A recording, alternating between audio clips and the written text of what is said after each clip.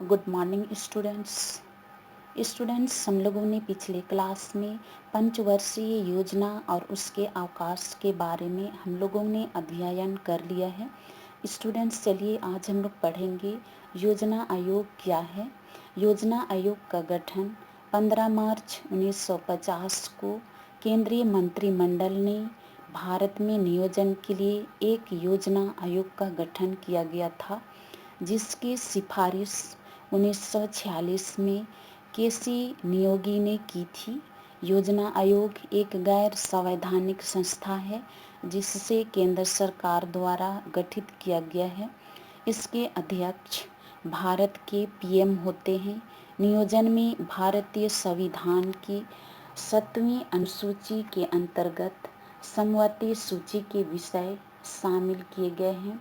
इस प्रकार नियोजन के संबंध में कानून बनाने का अधिकार केंद्रीय एवं राज्य दोनों को है। नेक्स्ट, योजना आयोग के कार्य। पहला, देश में भौतिक पूंजी एवं मानवीय संसाधनों का मूल्यांकन करना तथा उसमें वृद्धि करने का प्रयास करना। दूसरा, इन संसाधनों के प्रभावी और संतुलित आयोग के लिए योजनाओं का निर्माण करना। तीसरा, योजनाओं को चरणबद्ध तरीके से शुरू करना। चौथा, इन तत्वों की पहचान करना जो देश के आर्थिक विकास में बाधा डाल रहे हैं। पांचवा, योजनाओं के सफलता के लिए प्रशासनिक मशीन का उपयोग करना है। छठवां, समय समय पर योजनाओं का मूल्यांकन करना तथा आवश्यकता अनुसार समायोजन की सिफारिश करना। सातवां, योजनाओं के संचालन को सरल बनाने के लिए केंद्रीय एवं राज्य सरकार से सलाह मांगना। नेक्स्ट, योजना आयोग के उद्देश्य। योजना आयोग के उद्देश्य निम्नलिखित है। पहला, पंचवर्षीय योजना के संचालन में राज्यों का सहयोग प्राप्त करना। दूसरा, पंचवर्षीय योजनाओं की सहायता के लिए राष्ट्रीय संसाधनों को बढ़ाना। तीसरा, सभी क्षेत्रों में समन्वय आर्थिक नीतियों को प्रोत्साहन करना। चौथा, देश के तीव्र एवं संतुलित विकास को प्रोत्साहन करना। नेक्स्ट है योजना आयोग के लक्ष्य। पहला, तीव्र आर्थिक वृद्धि एवं राष्ट्रीय तथा प्रति व्यक्ति आय में बढ़ोतरी। दूसरा, रोजगार के अवसरों को बढ़ाना एवं गरीबी निवारण।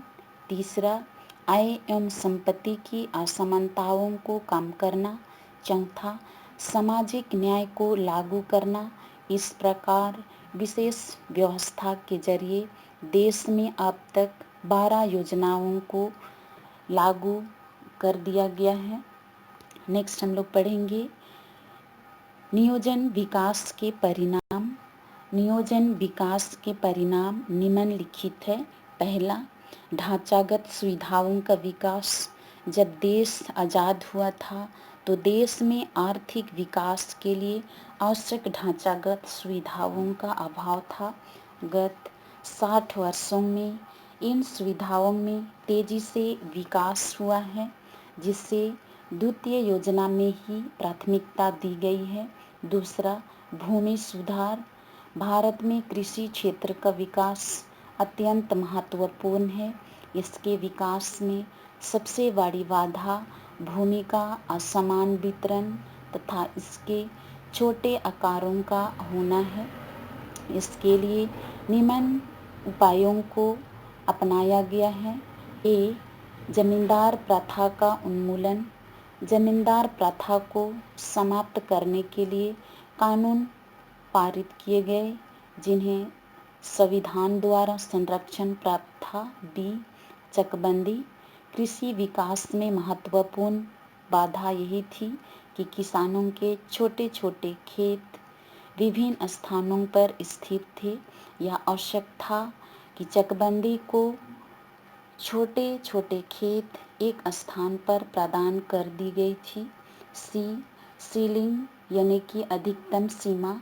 इसका तात्पर्य है कृषि योग्य भूमि की सीमा निर्धारित करना जिन किसानों व जमींदारों के पास 18 एकड़ की सीमा से अधिक जमीन थी, उसे सरकार ने अपने कब्जे में ले लिया। उसका वितरण भूमिहीन किसानों में कर दिया गया।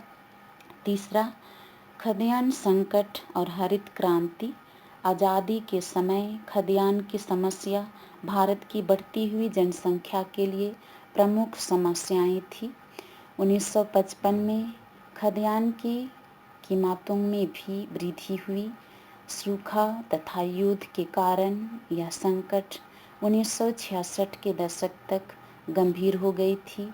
आर्थिक संसाधनों की कमी के कारण 1966 से 1969 के बीच में कोई पंचवर्षीय योजना लागू नहीं की गई थी, बल्कि इसके स्थान पर 3 वर्षीय योजना लागू की गई थी। नेक्स्ट है हरित क्रांति। हरित क्रांति क्या है? खाद्यान्न संकट से ही निपटने के लिए 1966 में खाद्यान्न नीति तय करने के लिए कमेटी का गठन किया गया।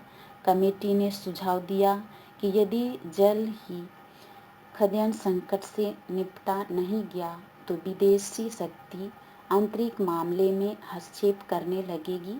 इसके लिए भारत को सही कृषि नीति अपनानी होगी और खाद्यान्न मामले में आत्मनिर्भर बढ़ाना होगा।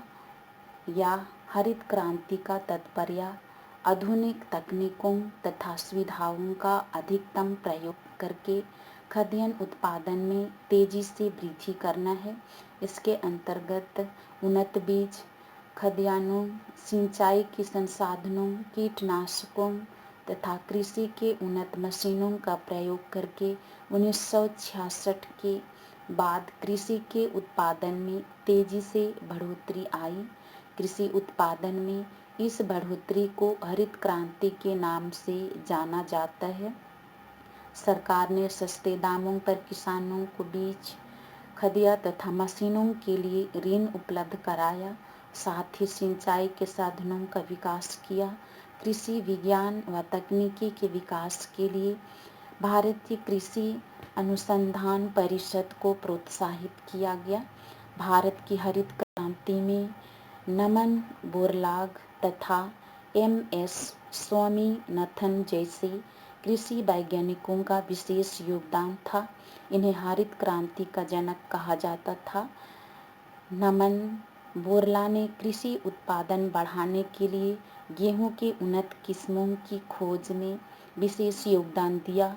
हरित क्रांति के समय डॉक्टर स्वामीनाथ भारतीय कृषि अनुसंधान परिषद के निर्देशक थे तथा इनकी देखरेख में उन्नत बीजों तथा अन्य तकनीकों को किसानों के उपलब्ध कराया गया। भारत के उन कृषि पुरस्कार भी कहा जाता है। स्टूडेंट्स, नेक्स्ट क्लास में हम लोग पढ़ेंगे हरित क्रांति के सकारात्मक एवं नकारात्मक प्रभाव क्या है। Thank you.